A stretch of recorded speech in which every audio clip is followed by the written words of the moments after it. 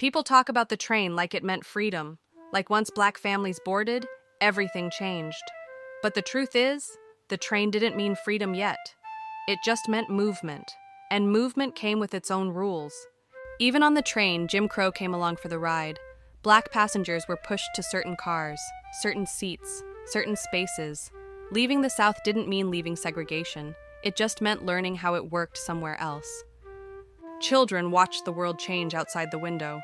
Fields turned into towns, dirt roads turned into tracks. But nobody could tell them what waited at the end of the line. The North wasn't waiting with open arms. Cities needed black labor, but not black neighbors. Factories wanted workers. Landlords wanted distance. Arrival came with rules nobody explained out loud. Here's the part people forget. Leaving wasn't safe. Just talking about leaving could get you in trouble. Landowners didn't want workers disappearing. Towns didn't want black folks imagining options. Movement itself was risky.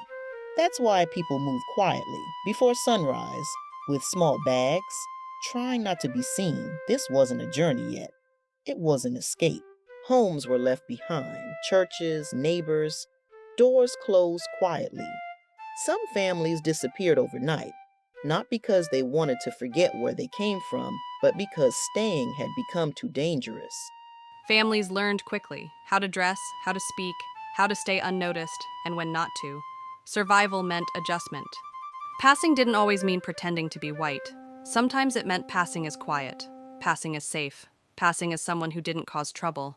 The train didn't end the struggle, it relocated it. Freedom wasn't waiting at the station, it had to be built, block by block.